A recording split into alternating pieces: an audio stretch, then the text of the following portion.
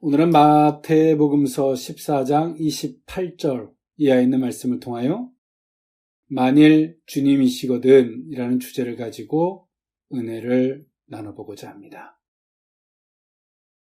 네, 우리가 세상을 살다 보면 이 불확실한 것들, 때는 우리가 의문점이 생기는 요소들, 이런 다양한 요소들을 우리는 만날 때가 있습니다.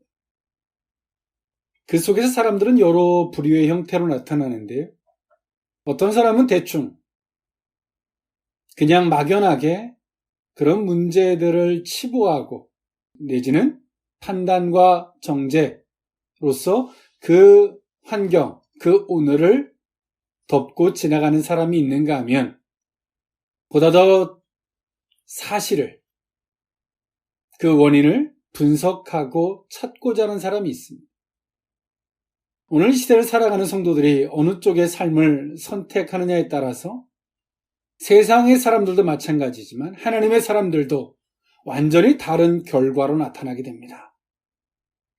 세상에서도 때론 우연히, 때론 치부하는 삶을 살아간다면, 막연하게 여기고 치부하고 살아간다면 그 사람들의 삶은 항상 불확실할 수밖에 없고 당하는 문제와 환경과 여건은 매일같이 똑같이 반복하는 상황을 만날 수밖에 없을 것입니다. 그러나 후자로서 분석하고 해석하고 정확한 사실을 찾고자 하는 사람들에게는 때론 그 과정이 비록 힘들고 어렵지만 다시금 그 과오를 반복하지 않는 삶을 살게 되는 줄 믿습니다. 요즘의 세계에는 착시대회라고 하는 것이 있다고 합니다. 어떤 그림들을 보는데 착시 현상을 일으키는 그림들이 있죠. 우리의 시선에서 보면 이쪽이 낮은 것처럼 보이는데 때론 수평인 것 같은 이런 상황들을 말씀드리는 겁니다. 그런 착시 현상은 왜 생기는가 하면 눈이 세상을 인지하고요. 뇌가 해석하는 과정에서 생기는 뇌의 착각이라고 합니다. 즉, 우리의 눈이 보는 것은 정확하지 않다는 거죠. 우리 눈이 사물을 봄에 있어서 뇌의 주관적인 해석을 통해서 결과를 도출해내는데 그 결과가 우리 속에 착시라는 결과를 도출하게 된다는 사실입니다. 오늘 우리는 하나님 안에서 우리의 삶이 이와 같은 삶이 되어야 하는 줄 믿습니다. 네, 오늘 이 본문, 무리를 걸어오셨던 예수님, 그리고 베드로가 무리를 걸어오신 예수님을 향하여 했던 말씀이 오늘 본문에 있는 말씀이에요. 오늘 베드로는 그 주님을 막연하게 생각하지 않습니다. 때로는 어떤 상황과 환경을 대충 치부하려고 하지 않습니다. 오늘 베드로는 무리를 걸어오시는 예수님 앞에서 이런 고백을 하죠. 오늘 본문에 있는 말씀의 제목과 같이 만일 주님이시거든 나로 오라 해 주십시오. 나로 무리를 걷게 해 주십시오라는 고백을 하게 합니다. 그리고 베드로가 무리를 걷는 사건, 그것이 오늘 본문에 있는 말씀이에요. 오늘 이처럼 베드로도 정확한 사실을 분석하고자 했고 예수님의 실체를 확인하고자 하죠. 막연하게 치부하고 대충 넘어가는 게 아닙니다. 그러다 보면 항상 우리 속에는 두 가지가 양립합니다. 여전히 나의 고집과 나의 틀과 나의 주관적인 어리석은 고집들이 있고 또 한편에서는 우리가 어설프게 하는 주님이 같이 양립되면서 이것도 아니고 저것도 아닌 양심 역사와 같이 사단의 역사와 때론 성령의 역사가 공존하는 그런 성도들의 삶을 살 수밖에 없다는 사실입니다. 오늘 우리는 무엇을 해도 어떤 상황 속에서도 정확하게 그 사실을 간파하고자 하는, 그것을 알고자 하는 그런 의식이 있어야 하는 줄 믿습니다.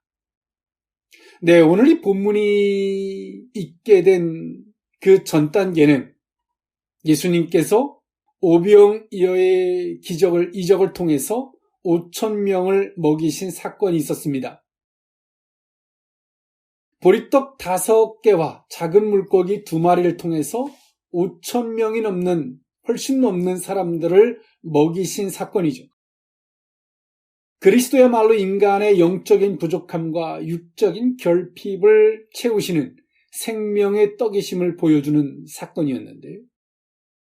이 오병이어의 이적의 이 사건을 통해서 이 사건을 맛본 사람들이 예수님을 이 세상 임금으로서 인지하려고 하는 그들의 어리석은 논리가 있었어요. 그래서 예수님은 즉시 제자들에게 그 배를 타고 건너 마을, 이 동네로 가게 하셨습니다. 그리고 제자들이 이 건너편 가버나움 이 지역으로 가는 과정에서 풍랑을 만나는, 그리고 이 바람으로 말미암아 거스리는, 이 물로 거스리는 이러한 상황 가운데 굉장히 고통을 겪었고, 그 상황 가운데 예수님이 물 위를 걸어오시는 그 사건을 보게 되죠. 오늘 이 사건 가운데서 제자들은 여전히 예수님이 누군가에 대한 혼란, 내지는 자신들이 가지고 있는, 자신들이 기존에 알고 있었던 지식, 즉 주관적 해석으로 예수님을 바라보고자 했습니다. 그 해석은 예수님을 유령이라고 받아들이고자 한 거죠. 근데 오늘 예수님은 그 즉시 나는 유령이 아니다, 나는 예수다라고 그 제자들에게 말씀해 주셨습니다. 예수님께서 자연을 다스리시는 권세를 지니신 분이라는 것은 이미 이 앞선 사건들을 통해서 여러 곳에서 이미 나타내 보여주셨습니다. 그리고 오늘 이 본문에서도 천지 만물의 창조주이시며 통치자로서 그리스도의 왕적 주권과 환난 가운데 빠진 자들을 붙잡아 주시는 이 자비로운 사건으로서 오늘 본문에 예수님은 등장하고 있는데요. 오늘 사건을 통해서, 오늘 이 본문을 통해서요, 예수님의 관점이 아닌 베드로의 관점에서 오늘 이 본문을 살펴보고자 합니다. 첫 번째 의미는 주님을 바라보는 시각입니다. 마태복음서 14장 24절에서 26절에 있는 말씀인데요. 배가 이미 육지에서 술이나 떠나서 바람이 거스름으로 물결로 말미암아 고난을 당하더라. 밤 사경에 예수께서 바다 위로 걸어서 제자들에게 오시니 제자들이 그가 바다 위로 걸어오심을 보고 놀라 유령이라 하며 무서워하여 소리 지르거늘. 아멘. 이 앞선 단계는 어린아이의 보리떡 5개와 작은 물고기 2마리로 5,000명이 훨씬 넘는 사람들을 먹이는 이 이적을 경험했습니다. 그것은 그 5,000명이 훨씬 넘는 사람들만 경험한 것이 아니라 그 가운데 친히 수종들었던 이 제자들 또한도 이것은 엄청난 사건이었습니다. 이적, 주님의 값없는 긍휼, 놀라운 은혜였죠. 이런 놀라운 은혜를 바라보는 제자들의 시각은 아직까지도 정립되지 못했고 정정되지 못한 상태인 것을 오늘 이 본문을 통해서 볼 수 있어요. 앞선 단계에서 예수님은 놀라운 이적을 일으키시는, 어찌 보면 인간이 할 수 있는 능력을 초월한, 즉 그분이 누군가에 대한 부분이었을 텐데요. 그분은 메시아였고 하나님의 아들 성자 예수 그리스도였죠. 제자들은 당신의 스승이 이 놀라운 이적을 일으킨 이 사건 가운데서 오늘 제자들은 그분이 누군지, 이 놀라운 이적을 일으키는 분이 누군지에 대한 올바른 인식을 하지 못하고 있었습니다. 예수님이 물 위를 걸어오시니까 오늘 제자들이 너무나 놀라워했죠. 그리고 머리의 주관적인 해석으로서 예수님을 유령이라고 판단했습니다. 오늘 이 제자들은 예수님을 이렇게 해석함에 있어서 여러 조건과 상황이 있었는데, 첫 번째로는 바람이 몹시 불므로 그 물결이 자신들이 가려고 하는 방향에서 앞에서 가로막고 있는 이 상황. 갈릴리 바다의 어부로서의 삶 속에서 밤이 얼마나 무서운 조건이 되는지, 지륵 같은 어둠이 얼마나 무서운 조건이 되는지, 또 더 나아가서 바람이 얼마나 무서운 조건이 되는지, 더 나아가서 그 바람을 따라 상대적으로 밀려오는 그 물결이 오늘 얼마나 어려운 조건이 되는지 어부라면 너무나 잘 알고 있죠. 오늘 인간의 생명의 위협을 느낄 수 있을 만한 그런 상황, 그리고 그 모든 상황을 초월해서 걸어오는 인간으로서는 불가항력적인 무리를 걸어오시는 예수님을 봤을 때 오늘 제자들의 반응, 모습은 예수님입니다. 그러나 오늘 내가 처해져 있는 상황과 오늘 내가 지금 있는 이 현실에 대한 인식론, 그 속에서 예수님을 바라보는 그들의 해석은 예수님을 유령이라고 판단할 수밖에 없었어요. 왜일까요? 앞선 단계에서 오병이어의 이적을 일으키셨던 예수님을 바라보면서 그들이 이분은 과연 누구인가? 오늘 이때 당시에 제자들은 예수님을 선지자 내지는 선생님으로 여기고 있었어요. 과연 선지자가 선생님이 할 수 있는 이 오병이어 이적인가? 그렇지 않았거든요. 그럼에도 불구하고 제자들은 예수님이 일으키셨던 이적을 고민하지 않았어요. 그분이 누군가에 대한 고민을 하지 않았어요. 당장 내가 내 입속에 즐거움이 있고 내 배고픔을 해결되고 내가 따르는 스승에 대한 위대함, 그거로 족한 거예요. 이 시대를 살아가는 성도들이 수많은 기도를 합니다. 그리고 그 기도의 응답 가운데 우리는 내 목마름이 해결되고 내 배고픔이 해결된 그 응답 속에서 땡큐, 그리고 끝이 생각이 없는 겁니다. 그러니 어리석은 것을 계속 반복하고 살 수밖에 없죠. 주님을 바라보는 시각에 대한 부분으로서 오늘 내가 받은 응답이, 그 은혜가, 그 긍휼이 내가 이제 주님을 어떻게 바라봐야 되는가에 대한 시각에 대한 완성을 이루지 못한 것입니다. 동물처럼 먹고 배부른 것으로 끝난 겁니다. 오늘 제자들이 이와 같은 겁니다. 오병이의 이적을 보면서 내가 따르는 저분이 누군가, 내가 믿는 저분이 누군가에 대한, 저분을 어떤 시각으로 볼 것인가에 대한 자기 속에서의 인식 내지는 정정을 하지 못했어요.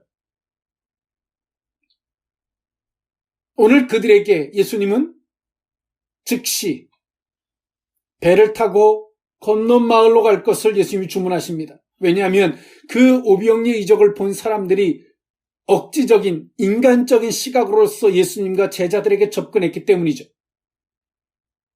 오늘 제자들은 생각을 해야죠. 왜 예수님이 즉시 이적을 일으켰으면 그 자리에서 얼마나 크나큰 영광을 받을 텐데 예수님 왜 즉시 그 자리를 떠나시려고 하시는지, 오늘 자신들을 왜 떠나라고 하는지 그 의도를 살펴야죠. 그러나 제자들은 생각이 없어요. 어찌 보면 수동적인 로봇과 같습니다. 시키니까 한다는 거예요. 생각이 없는 거죠. 그리고 이 오병이의 이적을 보면서 주님을 어떤 시각으로 바라봐야 할 것인가에 대한 생각과 고민도 없습니다. 오늘 이들은 얼마 시간이 못 돼서, 오늘 성경은 제4경이라고 말하는데 이것은 새벽 3시에서 6시경을 가리킵니다. 이 새벽 시간에 지륵 같은 어둠 속에서 바람을 맞닥뜨리고 물결과 맞서는 상황 속에서 무리를 걸어오시는 예수님을 봤을 때, 오늘 앞서서 그 예수님에 대한 시각을 올바로 정정했다면 오늘 이들은 예수님을 향해서 유령이라고 머릿속에서 해석을 하지는 않았을 것입니다.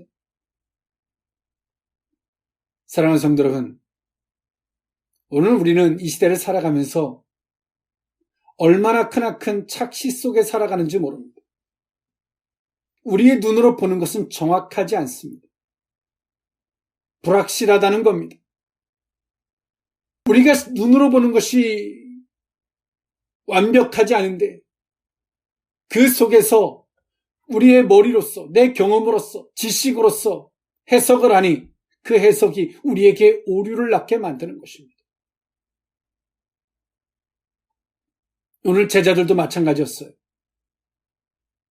분명히 얼굴을 보니 예수님이십니다. 그런데요, 한 번도 무리를 걷는 사람을 본 적이 없어요. 그런 대상은 유령일 수밖에 없다라는 그들의 지식, 그런 지식의 논리로서 내가 보는 분이 분명히 예수님인데 머릿속에서 유령이라고 다시 그걸 주관적인 해석으로서 정정을 합니다. 오늘 이 시대를 살아가는 성도들이 이와 같은 오류들을 수없이 범하고 살아갑니다. 오늘 우리 속에 있는 하나님의 은혜, 그 은총, 긍휼, 여러분 언제까지 배부름으로만 만족하고 치부해 버리시겠습니까? 주님에 대한 올바른 시각, 그 정정이 있었으면 좋겠습니다. 전 단계에서 오늘 우리 속에 이러한 은혜가 있다면 오늘 우리가 만나는 이 기가 막힌 상황 속에서 착시적인 해석이 아니라, 착시적 현상이 아니라 주님을 올바로 인식하고 주님이라고 고백할 수 있는 저와 여러분의 신앙이 되고도 부족함이 없을 줄 믿습니다. 만일 주님이시거든 그 두 번째 의미는 주님을 확인하고자 하는 의식입니다. 마태복음서 14장 27절에서 28절에 있는 말씀인데요. 예수께서 즉시 이르시되 안심하라. 나니 두려워하지 말라. 베드로가 대답하여 이르되 주여 만일 주님이시거든 나를 명하여 무리로 오라 하소서 하니 아멘. 예수님은 제자들이 착각하는 부분을 용납하지 않으셨습니다. 그들이 엉뚱한 생각을 하는 것을 용납하지 않으셨어요. 그래서 즉시 제자들에게 당신을 말씀하셨습니다. 이 즉시라는 이 단어는 마태복음서 14장 22절에도 소개되는데요. 예수께서 즉시 제자들을 재촉하사 자기가 무리를 보내는 동안에 배를 타고 앞서 건너편으로 가게 하시고 라고 하는 말씀 속에서 예수님은 즉시 제자들을 재촉하셨습니다. 왜냐하면 그들의 영향을 받는 것을 허락지 않으신 거예요. 그리고 제자들이 예수님을 유령이라고 착각하고 생각하도록 내버려 두지 않았어요. 즉시 말리셨어요. 즉시 아니다, 안심하라, 나니 두려워하지 말라라고 말씀하셨어요. 우리는 그릇된 생각이 우리를 향해서 이끌 때 우리는 그것을 쫓아가면 안 돼요. 예수님의 제자들이 예수님을 유령이라고 생각했죠. 우리의 눈으로 불확실한 것을 보고 그 불확실하니까 머릿속에서 해석을 내렸는데 유령이라고 해석했어요. 그 다음에 생각은 어떻게 작동할까요? 유령이라고 하는 것의 정당성을 만들기 위해서 생각은 그렇게 굴러갑니다. 우리는 그쪽 방향 계속 생각을 하다 보면 결론은 내 앞에 예수님이 계셔도 그분은 유령이 되는 거예요. 그래서 예수님은 그쪽 방향으로 생각하는 것을 멈추기 위해서 즉시 말씀하셨어요. 우리의 보는 것, 그리고 우리의 주관적인 해석이 얼마나 무서운지, 더 나아가서 그런 오류적인 해석을 했다면 그 생각이 얼마나 우리 인간을 그릇된 방향으로 이끌 수 있는지를 엿볼 수 있는 대목입니다. 그래서 예수님이 그 즉시 처단하셨어요. 오늘 이 예수님의 제자 베드로는 예수님을 맹목적으로 받아들이려고 하지 않습니다. 베드로가 주님을 확인하고자 하죠. 베드로가 예수님을 나니 두려워하지 말라. 예수님의 음성도 들었습니다. 그분을 그냥 받아들일 수도 있어요. 아, 주님이시군요. 주님, 대단하십니다. 놀랍습니다. 이 정도로 받아들일 수도 있어요. 그러나 베드로는 그렇게 주님을 받아들이진 않았어요. 정말 주님이십니까? 그 말은 정말 이 자신 속에 자신이 가지고 있는 생각의 오류를 철저하게 내려놓고 싶은 겁니다. 맹목적으로 막연하게 그분을 받아들이면 우리의 생각과 내 이치와 맞지 않으면 우리 속에 의심과 때로는 인간적인 사고가 꿈틀꿈틀 살아납니다. 그러나 베드로와 같이 그냥 막연하게 받아들이지 않고 사실을 확인하려고 하는 이 과정, 어찌 보면 불편합니다. 어찌 보면 이 사실을 확인하려고 하는 이 과정은 굉장히 번거로울 수 있고 고통스러울 수 있어요. 그러나 이런 과정을 통해서 사실을 확인하면 우리는 우리 속에 다시금 그런 의심의 요소가 꿈틀꿈틀 살아나지 않습니다. 우리는 막연한 신을 동경하거나 막연한 신을 믿는 것이 아닙니다. 그런 사람들이 종교 생활을 하는 거예요. 인간적인 생각과 하나님을 믿는다. 또 그 속에서 또 교회 다니는 사람들이 나를 뭐라고 볼까? 이런 거추장한 논리를 가지고 교회를 다니는 거예요. 그런 사람들로 말미암아 교회가 교회로서의 능력과 하나님의 권세가 잃어버려지는 것이죠. 오늘 베드로는 정말 당신이거든 나로 무리를 위로 걸어오게 해주십시오. 걷게 해주십시오. 라고 예수님께 요청합니다. 오늘 베드로가 예수님을 불신하고자 묻는 게 아니에요. 자신 속에 있는 그 불신을 제거하고자 사실을 사실로 확인하고 믿음을 온전한 믿음으로 갖고자 예수님께 이렇게 요청을 하고 있는 겁니다. 왜냐하면 베드로는 특별히 갈릴리 바다에서 태어났고 그 바닷속에서 어부로서의 삶을 살면서 물이 어떤 존재인지 바람이 어떤 존재인지 그 속에서 인간이 얼마나 초라한 존재인지 연약한 존재인지를 너무나 잘 알고 있었기 때문에 그냥 받아들이기는 어려웠죠. 그리고 베드로는 요청합니다. 사랑하는 성도 여러분, 하나님에 대하여 여러분 어떻습니까? 막연하게 아유, 당신은 놀라우신 분이십니다. 당신은 전능하신 분입니다. 그러나 나는 아닙니다. 내지는 우리 속에 여전히 그 불편한 요소들, 이성적이고 인간적으로 그 계산적으로 오는 그런 요소들이 있는데도 그걸 꾹 누른 채 다른 사람들이 보면 뭐라 할까? 창피하진 않을까? 하나님을 생각한답시고 하나님, 그래 믿어요. 이런 삶을 살지 않으십니까? 오늘 그런 삶을 사는 사람들 속에는 그 속에 가증함이 있고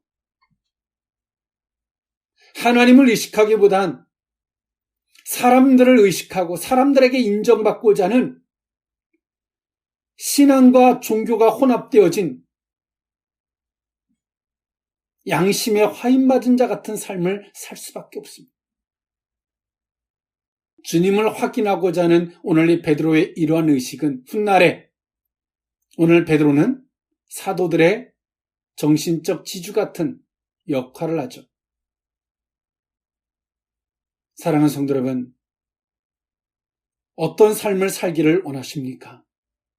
우리의 삶은 때론 오병이의 이적이든 무리를 걸어오신 주님을 만나든 오늘 우리가 만나는 예수님, 그 은혜는 그 속에서 오늘 우리가 정정되어지고 올바른 시각과 의식을 갖지 못하면 내일 똑같은 것을 우리는 똑같이 반복할 것입니다. 오늘로써 우리가 올바로 정정되어지고 올바른 의식을 갖는다면 그 내일에 그러한 상황은 신앙 고백의 장소가 될 것이고 하나님의 권세와 능력을 나타내는 장소가 될 것이며 주 앞에 옳다 인정함을 받는 복된 장소가 될 줄 믿습니다. 만일 주님이시거든 세 번째 의미는 주님만 집중하는 자세입니다. 마태복음서 14장 29절에서 32절에 있는 말씀인데요. 오라 하시니 베드로가 배에서 내려 물 위로 걸어서 예수께로 가되 바람을 보고 무서워 빠져가는지라 소리질러 이르되 주여 나를 구원하소서 하니 예수께서 즉시 손을 내밀어 그를 붙잡으시며 이르시되 믿음이 작은 자여 왜 의심하였느냐 하시고 배에 함께 오름에 바람이 그치는지라. 아멘. 오늘 베드로는 주님을 확인하는 그 과정을 요청했고 주님은 베드로에게 허락해 주셨습니다. 베드로가 불신을 위한 불신이 아니라 온전한 믿음을 위하여, 올바른 믿음을 위하여 주님께 요청했기에 주님은 그것을 승낙해 주셨어요. 그리고 물 위로 걸어오라 라고 말씀해 주셨습니다. 베드로는 한 번도 듣도 묻도 못한 상황이었고요. 그리고 그가 갈릴리 어부로서의 삶을 살았던 베드로의 상황 속에서는 오늘의 지금 이 순간의 그 상황은 놀라움, 기적 그 자체였죠. 그러게 베드로는 주님만을 바라볼 수밖에 없었고 그는 예수님이 물 위를 걸어오셨던 것처럼 베드로 또한도 물 위를 걷습니다. 그러나 얼마 가지 못해서 베드로는 물속에 빠져갑니다. 그 이유를 성경은 뭐라고 말하냐면 마태복음서 14장 30절에 바람을 보고 무서워서 빠져갔다라고 이야기합니다. 베드로는 조금 전까지만 해도 예수님만 바라봤고 예수님만 집중했습니다. 그 속에서 자기 속에 불완전함이 있을지라도 그는 바람과 물을 바라보지 아니하고 주님께 그 불신의 요소, 의심의 요소를 제거하기 위해서 예수님 앞에 간구하던 베드로였습니다. 그가 물 위를 걸어가면서 주님만 바라봤지만 한순간 바람을 보기 시작합니다. 베드로가 바람을 잘 몰랐다면 무서움을 느끼지 못했겠죠. 그러나 상대적으로 베드로는 물을 너무나 잘 알고 있고 바람을 너무나 잘 알고 있습니다. 그건 상대적인 것이죠. 그리고 그는 두려워하고 무서워합니다. 여러분, 우리가 믿는 예수님이 어떤 분이신지 아십니까? 하나님과 더불어 삼위의 하나님으로서 천지 만물을 창조하신 분이시며 그것을 다스리시는 분이십니다. 그러나 베드로가 바람을 보는 순간 베드로의 시선은 다시금 예수님에게로 시선이 갈 수 없었어요. 그 이유가 바람을 너무나 잘 알고 있었기 때문에 그렇습니다. 이 세상을 살면서 사람들은 돈을, 건강을, 사람과의 관계든 명예든 이 모든 것들에 대해서 너무나 잘 알고 있습니다. 우리가 처음에는 주님만 바라볼 때는 예수님은 모든 것들을 초월해 계신 분이시기에 예수님만 바라볼 때 우리는 초자연적인 그런 신앙의 삶을 살다가 불현듯 우리의 시선이 베드로가 바람을 바라보는 것처럼 우리가 물질을 바라보고 상황을 바라보고 여건을 바라보는 순간 우리의 시선이 다시금 예수님에게로 시선을 돌리려고 해도 시선이 돌아가지 않습니다. 그 이유는 경험을 통해서 지식이 습득되어진 그 지식이 너무나 많기에 우리는 그 시선을 다시금 돌려서 예수님을 바라볼 수 없게 된다는 사실입니다. 즉 우리의 신앙은 주님을 바라보다가 다시 세상을 바라보고 다시금 주님께로 갈 수 있는 그런 시선이 아닌 것입니다. 우리의 시선은 오직 주님께로만 집중해야만이 갈 수 있는 길이라는 사실입니다. 그럴 때만이 우리는 기적적인 삶을, 이적적인 삶을 살 수 있는 것입니다. 그러나 이 시대를 살아가는 많은 성도들이 하나님을 바라보고 물 위를 걷다 한순간에 돈을 바라보고 사람을 바라보고 명예를 바라보며 이치와 논리와 이성을 바라보고 그 다음에 다시 시선을 주님께로 틀으려고 하지만 더 이상 주님께로 시선이 가지지가 않습니다. 그 세상의 시선들을 가지고 그 다음부터 주님 앞에 기도하죠. 하나님, 이 세상을 살면서 하나님 돈이 얼마나 중요한지 압니까? 하나님, 이 세상을 살면서 사람의 관계가 얼마나 중요한지 압니까? 하나님, 이 세상을 살면서 건강이 얼마나 중요한지 압니까? 이제 바람과 물을 아는 그 지식을 들고 주님을 보고자 하는, 안 봐지죠. 시선이 틀어지지가 않죠. 그 다음에 어떻게 됩니까? 물속에 점점점 빠져가는 겁니다. 주님은 말씀하십니다. 믿음이 작은 자여 왜 의심하였느냐? 원뜻은 왜 너는 믿음을 버렸느냐라고 말씀하시는 거예요. 믿음이 없다라는 거예요. 세상의 지식을 통하여 주님을 보는 것은 믿음이 아닙니다. 왜 의심하였느냐? 내가 알고 있는 지식을 통하여 주님을 왜 보고자 했느냐라는 말씀이죠. 지금도 이 시대를 살아가는 많은 크리스찬들이 자신들이 아는 지식의 범주를 가지고 그걸 통하여 주님을 얼마나 갈망하는지 몰라요. 그러나 어리석게도 바람을 아는 지식, 물을 아는 지식을 통하여 그 아는 바람을, 아는 물을 가지고 주님 앞에 징징거리듯 기도하는 그런 우리들의 모습일 수밖에 없다는 사실입니다. 더 이상 기적이 사라진, 이적이 사라진, 주의 권세가 사라진 성도들의 모습, 사람들의 시선이 더 중요하고 지금 내가 갖고 있는 현실, 그것이 더 중요하고 그런 삶 속에서 우리의 삶이, 우리 영혼이 얼마나 피폐해지고 교회의 성령의 불을 소멸케 하며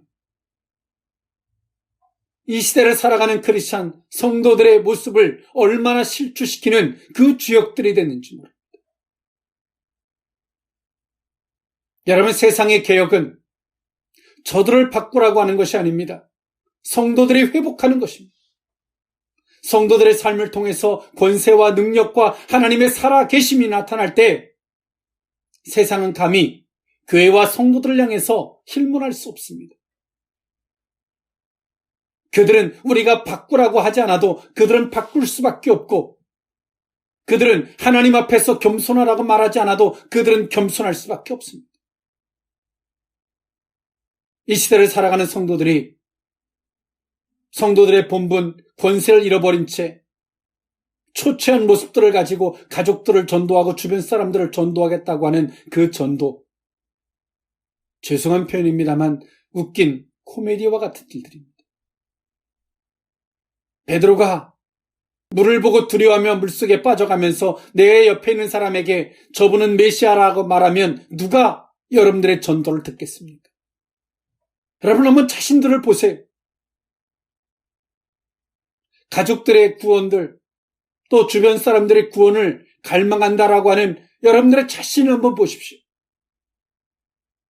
물속에 빠져가면서 두려워 떨면서 때론 징징거리듯 하는 우리들의 신앙의 모습들이 내 주변 사람들에게 무슨 말을 한들 여러분 그 사람들이 듣겠습니까? 성도들의 회복이, 성도들의 온전함이, 그 성도들의 삶이 전도가 되는 것입니다. 오늘 주님 앞에 대충 치부하고 넘어가는 것이 아니라 오늘 베드로와 같이 고백해보지 않으시겠습니까?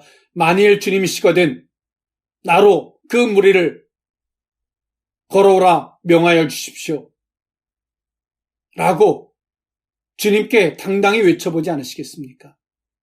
오늘 그러한 과정이 주님을 주님으로서 올바로 바라볼 수 있는 시각이 잡혀지는 기회가 될 것이고 주님을 주님으로서 온전히 확인하는 계기가 될 것이며 오직 주님만을 집중할 수 있는, 그러므로 말미암아 무리를 당당히 걸을 수 있는 우리의 신앙의 삶이 되고도 부족함이 없을 줄 믿습니다.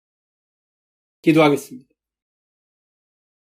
사랑의 하나님, 대충 치부하고 하나님, 때론 좋은 게 좋은 것이다, 막연하게 치부하며 살았던 우리들의 허물을 용서해 주옵소서.